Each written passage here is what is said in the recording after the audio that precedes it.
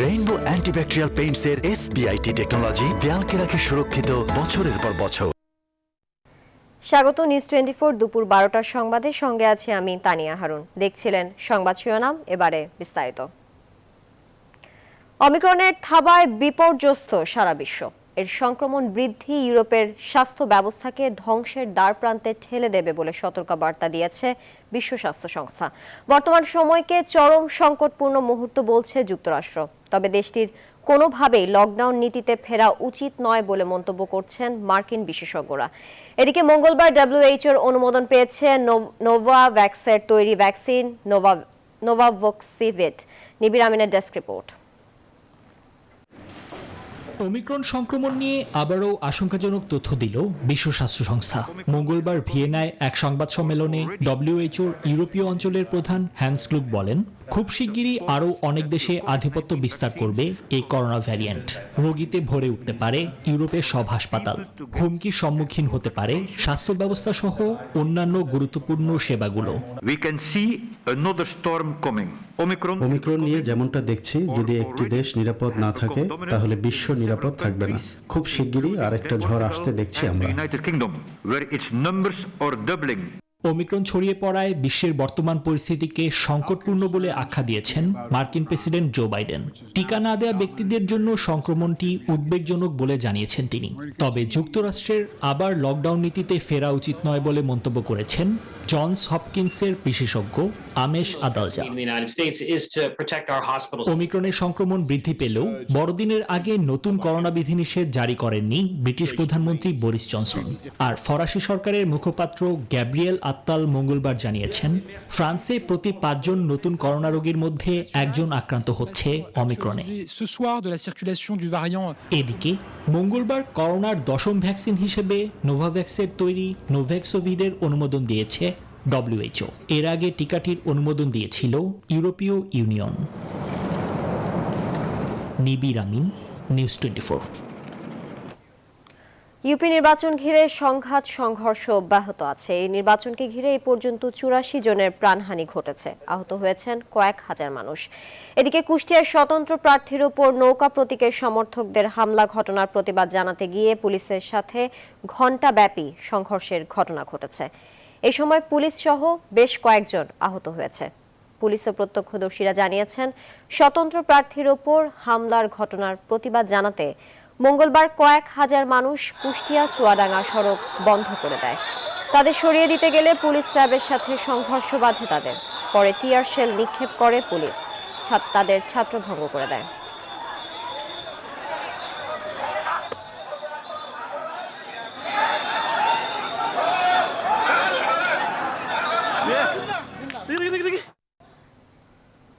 বাড়ছে শীতের প্রকোপ, সেই সাথে বাড়ছে অসহায় ছিন্নমূল মানুষের কষ্ট দুর্ভোগ।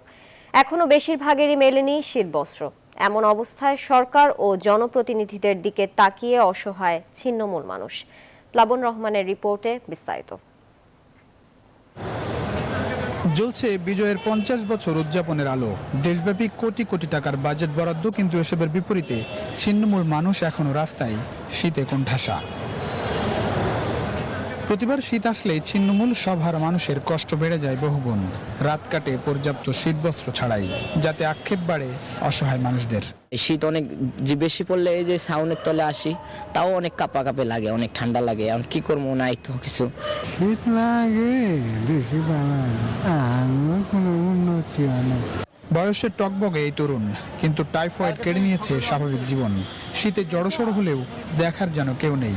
শীত বাড়লেও এখনো তাই জোটেনি শীতের কাপড়। রাস্তায় বেরো দাঁড়ানো লাগে, বিক্রি করা লাগে। আগে তো যার মতো কোনো রোগী দেয় না। পৌষের প্রথম দিকেই সারা দেশে জেঁকে বসেছে শীত। দেশের বিভিন্ন অঞ্চলে পৌঁছে শৈত্যপ্রবাহ। এরই মধ্যে দেশের সর্বনিম্ন তাপমাত্রা রেকর্ড করা হয়েছে 7 ডিগ্রি সেলসিয়াস। শীতের তীব্রতা আরও বাড়বে বলে আভাস আবহাওয়াবিদদের। তখন এই জনগোষ্ঠীর কষ্ট বাড়বে বহুগুণ। ভাবলে কেউ থাকলে যা উঠে, এমন ঠান্ডা শীত, এমন কোটি কোটি টাকার বাজার তো নেতা কর্মী যদি একটা তাহার মতো ব্যবস্থা হইতো, চললে কাজকর্ম করে ঘুমাই লইলে। স্বাধীনতার 50 বছরে বাংলাদেশ, তথ্য বলছে, যেখানে দিন দিন বাড়ছে বৈষম্য। তাই সবার আগে এসব মানুষদের নিয়ে ভাবার আকুতি ভুক্তভোগীদের। প্লাবন Rahman, news 24, Dhaka. BNP chairperson Khaleda জিয়ার বিদেশে চিকিৎসার দাবিতে আজ থেকে জেলা পর্যায়ে বিক্ষোভ সমাবেশ কর্মসূচি শুরু করেছে বিএনপি। এরই অংশ হিসেবে আজ বগুড়া সহ 6 জেলা সমাবেশ করছে দলটি। বিস্তারিত জানাতে বগুড়া থেকে যুক্ত হচ্ছেন সহকর্মী আব্দুস সালাম বাবু। বাবু, সমাবেশ থেকে কি দাবি জানানো হচ্ছে আমাদেরকে জানাবেন।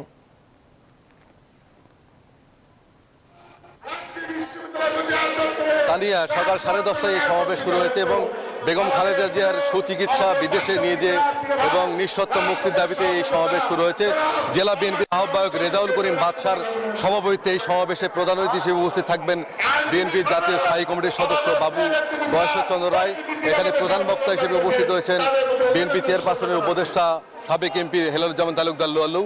আপনি নিশ্চয়ই ক্যামেরা চোখে দেখতে পাচ্ছেন যে সমাবেশ ইতিমধ্যে শুরু হয়েছে এবং নেতৃবৃন্দ বক্তব্য রাখছেন। মঞ্চে এই মুহূর্তে উপস্থিত রয়েছেন সদর আসনের সংসদ সদস্য গোলাম মোহাম্মদ সিরাজ, বিএনপি চেয়ারপারসনের উপদেষ্টা advocate AK Mahbubur Rahman, BNP নেতা আলী আসগর তালুকদার হেনা, এমআর ইসলাম স্বাধীন, আহসানুল তৈয়ব জাকির সহ বিএনপির নেতৃবৃন্দরা বক্তব্য রাখছেন এবং জাতীয় স্থানীয় নেতৃবৃন্দ এখানে উপস্থিত থাকবেন। এই মঞ্চে উপস্থিত হবেন বাংলাদেশ জাতীয়তাবাদী দল বিএনপির সাংগঠনিক সম্পাদক অ্যাডভোকেট রুহুল কুদ্দুস তালুকদার দুলু। এখানে উপস্থিত হবেন যুব দলের নেতা আব্দুল কাদের ভূঁইয়া জুয়েল, মামুন হাসান, ফজলুর রহমান খোকন, ছাত্র দলের সভাপতি, বিএনপি সহ সাংগঠনিক সম্পাদক ওবায়দুর রহমান চন্দন এই মুহূর্তে বক্তব্য রাখছেন।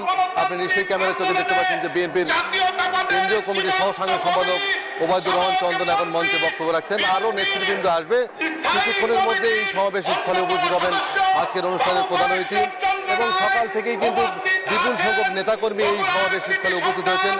প্রায় 5000-এরও বেশি নেতাকর্মী দাবি জানাচ্ছেন এবং তার মুক্তির দাবি। এই শুনে সমাবেশের বাবু, আপনাকে ধন্যবাদ। দর্শক, বিএনপির সমাবেশ নিয়ে সবশেষ তথ্য জানাতে বগুড়া থেকে যুক্ত হয়েছিলেন সহকর্মী আব্দুস সালাম বাবু। এবার চলে যাচ্ছি পরবর্তী সংবাদে। রাখাইনদের বৌদ্ধ বিহারগুলো কুয়াকাটার পর্যটকদের অন্যতম আকর্ষণ, কিন্তু দিন দিন দখল হয়ে যাচ্ছে মন্দিরগুলোর জায়গা। তাই দুশ্চিন্তায় রাখাইনরা। এক্ষেত্রে জেলা প্রশাসকের পক্ষ থেকে উল্লেখযোগ্য কোনো পদক্ষেপ নিতে দেখা যাচ্ছে না। ইশাত সোহেলের তোলা ছবিতে অন্তরা বিশ্বাসের 4 পর্বের ধারাবাহিক প্রতিবেদন সাগরকন্যা আর রাখাইনের দুঃখের 2য় পর্ব আজ। লুমা রাখাইন ঝোপ জঙ্গলের মাঝেই প্রার্থনা করেন, কারণ এখানে সমাধিস্থ 95 বছরের পুরনো গৌতম বুদ্ধের মূর্তি। লুমা রাখাইনের মতো অনেকেই প্রার্থনা করতে আসেন পটুয়াখালীর কলাপাড়া উপজেলার মম্বিপাড়ায় অবস্থিত রাখাইনদের পুরাতন বৌদ্ধবিহারে।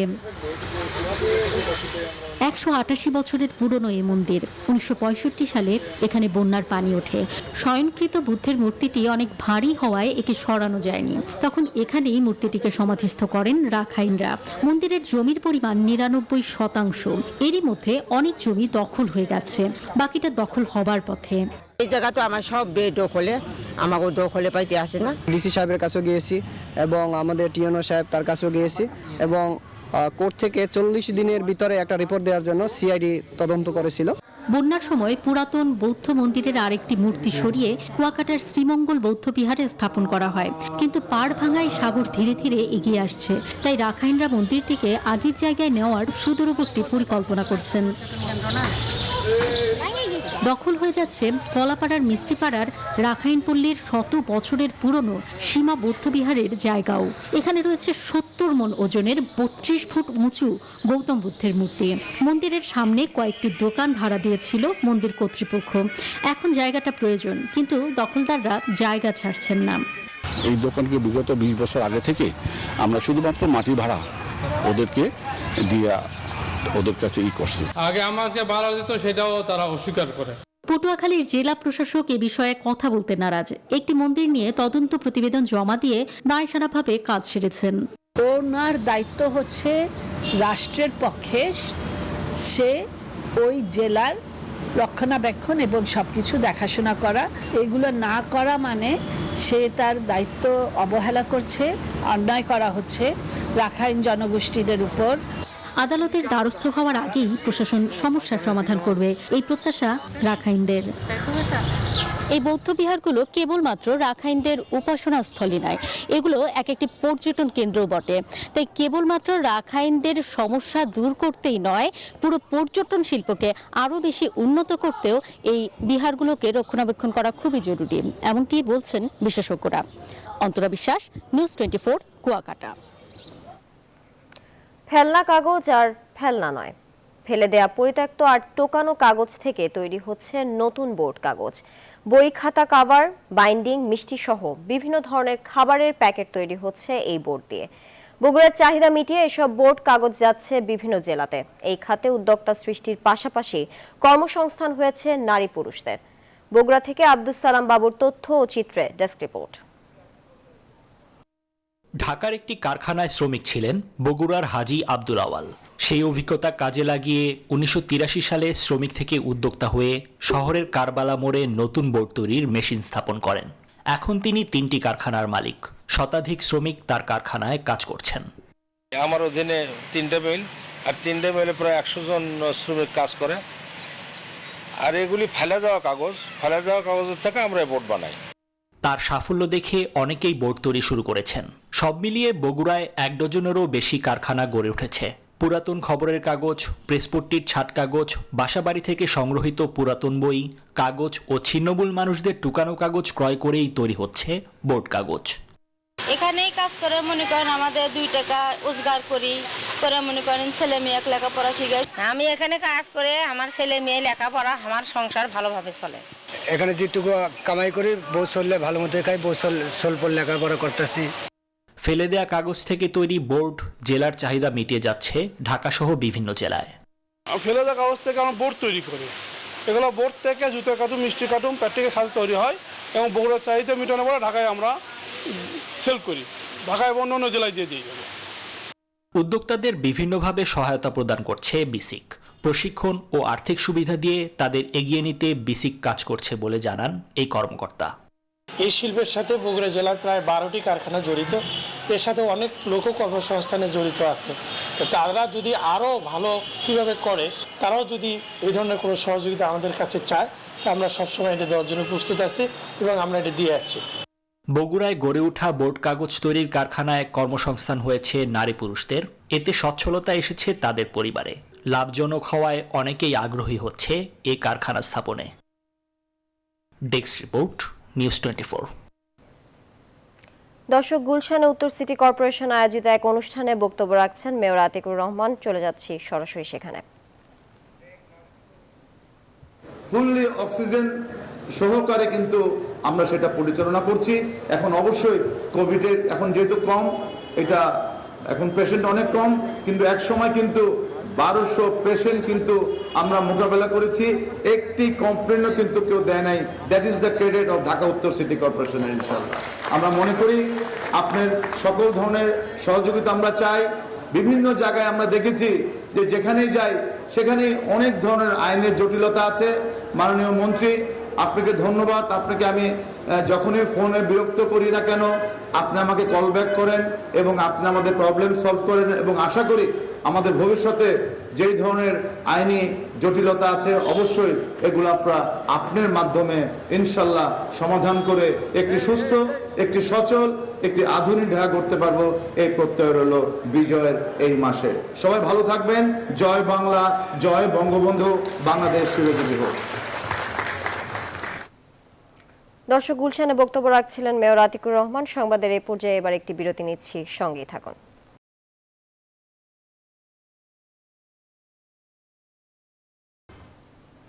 আবারও স্বাগত। আপনারা দেখছেন নিউজ 24 দুপুর 12টার সংবাদ। দর্শক, গুলশানে একটি অনুষ্ঠানে বক্তব্য রাখছেন আইনমন্ত্রী। সরাসরি চলে যাচ্ছি সেখানে। আপনারা জানেন যে এই দেশে, হ্যাঁ এটা কথা ঠিক, আমাদের সমাজ পুরুষভিত্তিক সমাজ, এবং সেই জন্যই সারা বিশ্বেই যেমন নারীদের প্রতি অত্যাচার হতো, ঠিক সেরকমই আমাদের দেশেও এই অত্যাচার ছিল, এবং এই অত্যাচার থাকার কারণেই এটা বন্ধ করার দরকার প্রয়োজন মনে করেই কিন্তু আমাদের মাননীয় প্রধানমন্ত্রী আমাদের দেশে অনেকগুলি আইন করেছেন, যেমন ধরেন নারী ও শিশু নির্যাতন দমন আইন, আইনগত সহায়তা প্রদান আইন, পারিবারিক সহিংসতা প্রতিরোধ ও সুরক্ষা আইন, তো আমি অনেকগুলি লিস্ট দিতে পারবো। কিন্তু এই সব আইনগুলি কিন্তু করা নারীদের সুরক্ষার জন্য। আমরা চাই যে সমাজে নারীরা অধিকার নিয়ে বেঁচে থাকুক, নারীদের যেই অধিকার সেটা পুরুষদের অধিকার সমান এবং তার মধ্যে কোনো ভেদাভেদ নাই, এইটা বিশ্বাস করে এইটা স্বীকৃতি দিয়ে এই তারা বেঁচে থাকুক সমাজে এবং তারা সমাজের সম্মানের সাথে বেঁচে থাকুক, এটাই এই সরকারের লক্ষ্য। আমরা মনে করি যে শুধু যে আইন প্রয়োগ করেই এই সমতা আনা যাবে তা নয়, এই সহিংসতা বন্ধ করা যাবে তা কিন্তু নয়। হ্যাঁ, আইন থাকবে, কিন্তু তার পাশাপাশি সামাজিক সচেতনতা না থাকলে পরে কিন্তু আমরা এই আইন বা এই সমতা আনতে পারব না। আমি তাই মাননীয় মেয়র সাহেবকে ধন্যবাদ জানাই যে তিনি এই সচেতনতা সৃষ্টি করার জন্য আজকে যে প্রোগ্রামটা করেছেন। তিনি একটা কথা উল্লেখ করেছেন তার বক্তব্যে, সেটা হচ্ছে যে তিনি এখানে নারীদেরকে নিজেদের প্রতিরক্ষার জন্য ট্রেনিং দেবেন।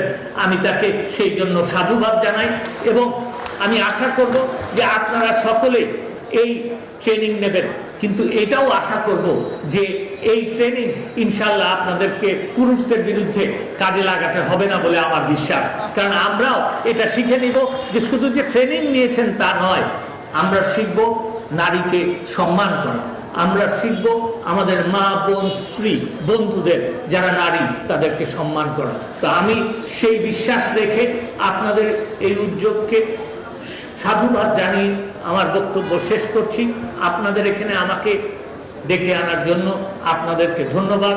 আমার বক্তব্য শোনার জন্য আপনাদের কাছে আমি কৃতজ্ঞ। জয় বাংলা, জয় বঙ্গবন্ধু। দর্শক, গুলশানে বক্তব্য রাখছিলেন আইনমন্ত্রী। এবার পরবর্তী প্রসঙ্গ।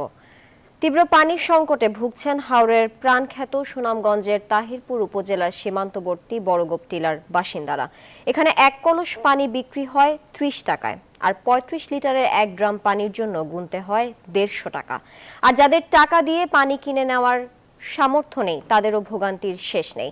অন্তত 500 ফুট উঁচু টিলায় ছড়িয়ে থাকা এবড়ো থেবড়ো পাথরের পথ পাড়ি দিয়ে আনতে হয় পানি।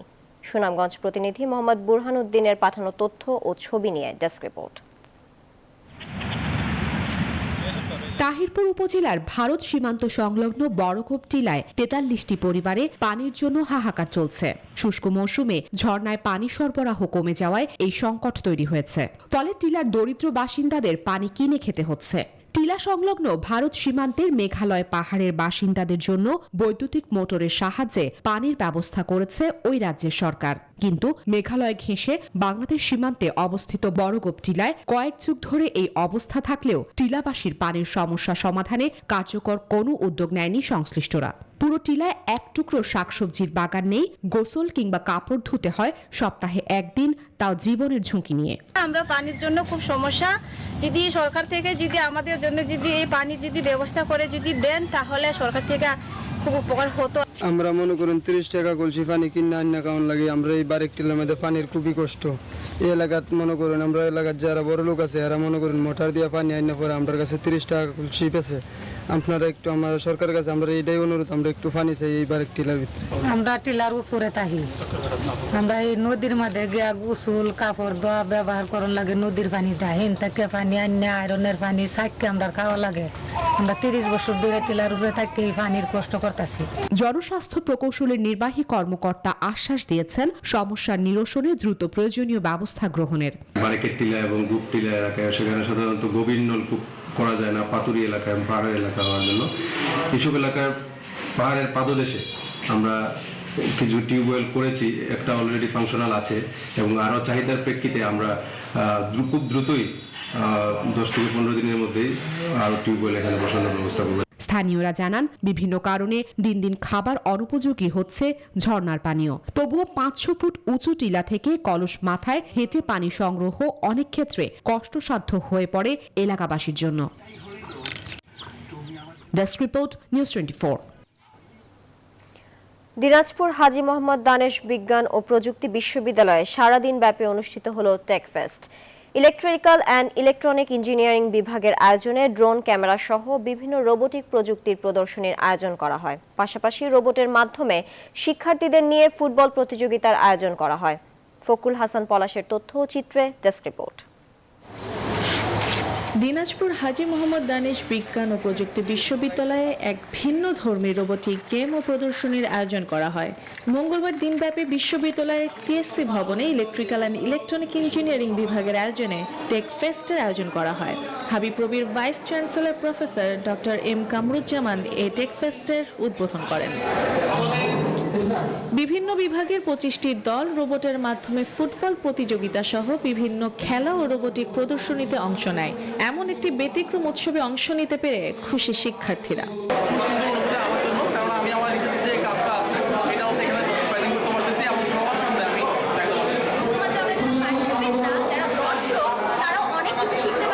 আয়োজকরা বলছেন, এই উৎসবের মাধ্যমে তরুণ ও মেধাবী কিছু শিক্ষার্থী বের হয়ে আসবে। তাদের প্রকল্পগুলো জাতীয় পর্যায়ে তুলে ধরা হবে। আমাদের যে ইয়াং জেনারেশন, যাদের মাধ্যমে আসলে আধুনিক ডিজিটাল বাংলাদেশ বিনির্মাণ করা সম্ভব, সেই তাদের মাধ্যমে আমরা আসলে এই টেকফেস্ট প্রোগ্রামটা পরিচালিত করতেছি। পরে অংশগ্রহণকারী শিক্ষার্থীদের মাঝে পুরস্কার বিতরণ করা হয়। Desk report, news 24। পাহাড়ে জুমিয়াদের নতুন স্বপ্ন দেখাচ্ছে ড্রাগন ফল। স্বল্প সময়ে অধিক লাভজনক হওয়ায় বান্দরবানে ড্রাগন ফলের আবাদ বাড়ছে। জুম চাষিদের সব ধরনের সহায়তা করছে স্থানীয় কৃষি বিভাগ। Kabir Hossain সিদ্দিকীর তথ্যচিত্রে desk report. বান্দরবান জেলা কৃষি সম্প্রসারণ বিভাগের সহায়তায় 7টি উপজেলায় প্রায় 400 চাষি ড্রাগন ফল উৎপাদন করছেন। 2013 সাল থেকে এ ফলের চাষ করছেন জুম চাষিরা। আমার বর্তমানে 25টা পিলারের মধ্যে 150টা চারা আছে। ওখানেই অলরেডি কিছু গাছে ফলও চলে আসছে। বর্তমানে এখানে 5টি রঙের ড্রাগন ফল উৎপাদন হচ্ছে। বাজারে এ ফলের চাহিদাও বেশি। প্রতি কেজি ড্রাগন বিক্রি হচ্ছে 300 থেকে 400 টাকা কেজি দরে। এতে আর্থিকভাবে লাভবান হচ্ছেন চাষিরা। এইখান থেকে আমি বর্তমানে 40 কেজি ফল বিক্রি করছি, আরও 120 কেজি পাওয়ার আশা আছে। প্রথম কাটছি প্রায় 60টার মতো, এখন আরও গাছে আছে 300 হবে। পাহাড়ের মাটি ও আবহাওয়া ড্রাগন ফল চাষের উপযোগী হওয়ায় আশানুরূপ ফলনও হচ্ছে। পাহাড়ে জুমিয়াদের মধ্যে ড্রাগন চাষ ছড়িয়ে দেয়া গেলে তারা আর্থিকভাবে স্বাবলম্বী হওয়ার পাশাপাশি ক্ষতিকর জুম চাষ কমবে বলে মনে করছেন সংশ্লিষ্টরা। এখানে যে ড্রাগন ফল যে চাষ হচ্ছে এবং যে ফলগুলো পাওয়া যাচ্ছে তার মান বাংলাদেশের অন্য জেলার থেকে ভালো, তার মিষ্টতা ভালো, ফলের আকারও ভালো এবং বাজার মূল্যও ভালো। কৃষকরা, বেশ কিছু কৃষক ড্রাগন ফল আবাদ করে এখন তাদের সাফল্যের মুখ দেখেছেন। বান্দরবান জেলায় বিদেশি এ ফলের চাষ হয়েছে প্রায় 30 হেক্টর পাহাড়ি জমিতে। Desk report, news 24। করোনাকালীন লকডাউন ও দফায় দফায় খাদ্যের দাম বাড়ায় খাগড়াছড়িতে মুখ থুবড়ে পড়ছে পোল্ট্রি খাত। সরকারিভাবে দেশের অন্যান্য জেলায় প্রণোদনা দেওয়া হলেও বঞ্চিত পার্বত্য চট্টগ্রামের খামারিরা। এতে দিশেহারা কয়েক হাজার খামারি। মোহাম্মদ জহুরুল আলমের তথ্যচিত্রে ডেস্ক রিপোর্ট। খাগড়াছড়ি জেলায় ক্ষুদ্র ও মাঝারি 2000-এর বেশি পোল্ট্রি খামার থাকলেও করোনাকালীন সময়ে বন্ধ হয়ে গেছে অর্ধেকের বেশি। মূলধন স্বল্পতা, অতিরিক্ত খাদ্যের দাম ও মুরগির বাচ্চা মরে যাওয়ায় লোকসানে পড়েছে কয়েক হাজার খামারি। আমার দোনোটা বেচে প্রায় 4.5 লাখ টাকার মতন লস, আর এই লসগুলো ফসাইয়া কাটিয়ে ওঠার মতন ক্ষমতা আমার নাই। আমি একেবারে গরিব, কারোর সাথে পরামর্শ নাই, অটোমেটিকলি তারা খাদ্যের দাম বাড়াচ্ছে। তাদের অভিযোগ, বাকিতে বাচ্চা ও খাদ্য সরবরাহের নামে অলিখিত স্ট্যাম্প ও চেক নিয়ে জিম্মি ও হয়রানি করছে ডিলাররা। এমনকি সরকারিভাবে কোনো প্রণোদনাও পাননি তারা। এ অবস্থায় দিশেহারা হয়ে পড়েছেন তারা। 1.5 বছর বলে করলাম যে আমাদের খালি একটা এক্সট্রা আমাদের যে লেগে তো নিলেন, আপনার দলিলটা লেখছেন, করোনা লেগে নাই, আপনার আমাদের শোধ করেন, টাকা শোধ করেন, আপনার দলে আপনার দিয়ে দেবো। কোনো নিয়ম কানুন না থাকায় এরা যা খুশি তাই করেন, আর এদের খুশি মোতাবেক এরা ব্যবসা বাণিজ্য করতে গিয়ে আমাদের চাষিদেরকে একেবারে বসাই দিচ্ছে। অবশ্য ক্ষতিগ্রস্ত খামারিদের জন্য প্রণোদনার আশ্বাস দিয়েছেন সংশ্লিষ্টরা।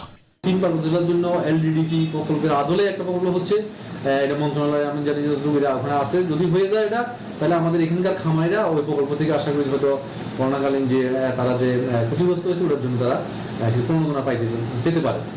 সম্ভাবনাময় এ শিল্পকে বাঁচাতে সব ধরনের পদক্ষেপ নেবে সরকার, এমন প্রত্যাশা ক্ষতিগ্রস্তদের। Desk report, news 24। সংবাদে আবারও বিরতি নিচ্ছি, সঙ্গেই থাকুন। আবারও স্বাগত নিউজ 24 দুপুর 12টার সংবাদে।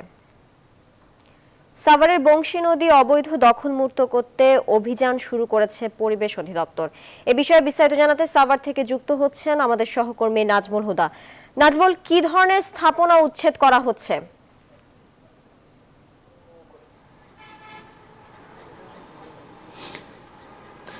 তানিয়া, আপনাকে ধন্যবাদ। আপনি যেমনটি বলছেন, এই মুহূর্তে রয়েছে আমি সাভারের বংশী নদী, যেখানে যে অবৈধভাবে নদী দখল করে ভূমিদস্যুরা তারা গড়ে তুলেছে দোকানপাট এবং ব্যবসা প্রতিষ্ঠান এবং কলকারখানা এবং ঘরবাড়ি। আপনি দেখছেন যে এখন কিন্তু পরিবেশ অধিদপ্তর কিন্তু অভিযান চালাচ্ছে এবং সেখানে কিন্তু যে নির্বাহী ম্যাজিস্ট্রেট এসেছে এবং যেসব অবৈধভাবে নদীর পাড়ে যেসব অবৈধ বালুর গদি এবং পাথর এবং এছাড়াও যেসব ভবন টবন নির্মাণ করেছে সেই ভবন কিন্তু উচ্ছেদ করতে পরিবেশ অধিদপ্তর কিন্তু আপনি দেখছেন যে এসেছে এবং তারা কিন্তু আপনারা দেখছেন যে এখন পর্যন্ত কিন্তু অভিযান চালাচ্ছে এবং নদীর পাড়ে অর্থাৎ বংশী নদীর পাড়ে আপনি দেখছেন যে সমস্ত দোকানপাট এবং অভিযান চলছে এবং পরিবেশ অধিদপ্তর কিন্তু এখন দেখছেন যে অভিযানের কার্যক্রম চালিয়ে যাচ্ছে এবং যে এইখানে যেসব অবৈধ যেসব মানে ভূমিদস্যুরা নদীর পাড়ে ভবন টবন গড়ে তুলছে সেগুলো কিন্তু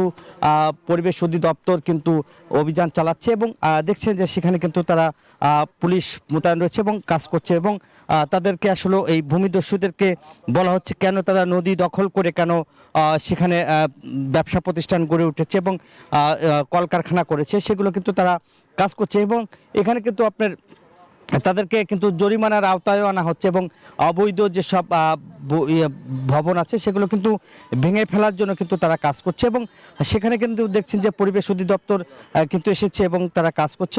আমরা একটু কথা বলার চেষ্টা করব যে এই মুহূর্তে যে পরিবেশ অধিদপ্তরের কর্মকর্তারা এসেছে এবং তারা কিন্তু আপনারা দেখছেন যে তারা সেখানে কাজ করছে এবং জরিমানার যে কাজটা সেটা তারা করছে এবং এই যে মানে সাভারের যে চিহ্নিত যে ভূমিদস্যু তারা কিন্তু একটি তালিকা করা হয়েছে এবং পরিবেশ অধিদপ্তর কিন্তু সেই তালিকা ধরে ধরে কিন্তু তারা অভিযান চালাচ্ছে এবং সেখানে কিন্তু আপনি দেখছেন যে তাদের যে অবস্থান সেখানে কিন্তু আপনি প্রত্যেকটা জায়গায় জায়গায় কিন্তু সেখানে পুলিশ রয়েছে এবং যেখানে যে দোকান যারা অবৈধভাবে দখল টকল করে রাখছে তারা কিন্তু আসলে একটা তালিকা নিয়ে এখন কিন্তু পরিবেশ অধিদপ্তর যে অভিযান কার্যক্রম সেটা কিন্তু চালিয়ে যাচ্ছে। এই ছিল আমার কাছে সাভারের বংশী নদী থেকে উচ্ছেদ অভিযানের সর্বশেষ খবর। চলে যাচ্ছে স্টুডিওতে তানিয়ার কাছে।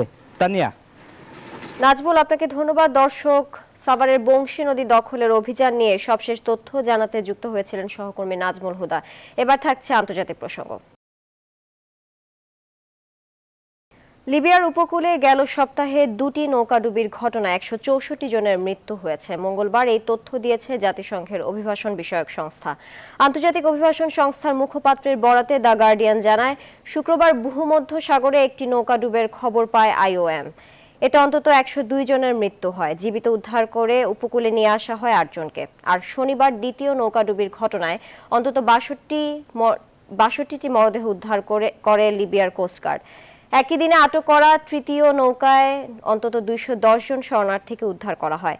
ভূমধ্যসাগরের প্রধান রুটটি চলতি বছর ইউরোপ যাওয়ার চেষ্টাকালে প্রায় 1,500 মানুষের মৃত্যু হয়েছে বলে জানিয়েছে IOM। সংবাদে আবারও বিরতি নিচ্ছি, সঙ্গেই থাকুন।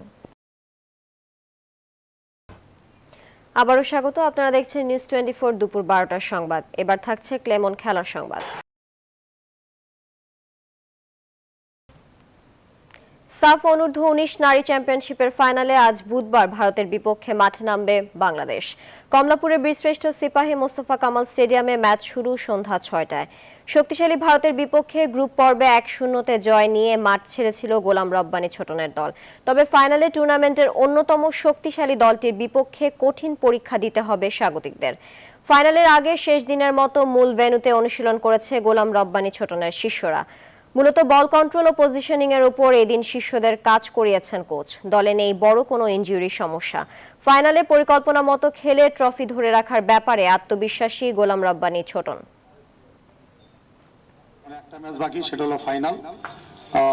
সেটা হলো একটা, আমি মনে করি যে প্রতিদ্বন্দ্বিতাপূর্ণ ম্যাচ হবে। মেয়েরা যে ফুটবলটা খেলে আসছে ম্যাচ বাই ম্যাচ সেই ধারাবাহিকতা অব্যাহত রাখবে এবং ফাইনাল ম্যাচে সেটার আরো উন্নতি ঘটাবে এবং আমরা ইনশাল্লাহ জয় নিয়ে মাঠ দেখব। অবশেষে মুক্ত নীল আকাশের নিচে তাসমান পাড়ের নিউজিল্যান্ডে নিজেদের প্রথম অনুশীলন সেরেছে টিম টাইগার্স। নিউজিল্যান্ড পৌঁছানোর 11 দিন পর মাঠের অনুশীলনে নামে Bangladesh. Covid positive, room quarantine, অনেক বাধা বিপত্তি আর অপেক্ষার পর লিঙ্কন ইউনিভার্সিটির স্পোর্টস গ্রাউন্ডে প্রথম টেস্ট সামনে রেখে ঘাম ঝরান মুশফিক তাসকিনরা।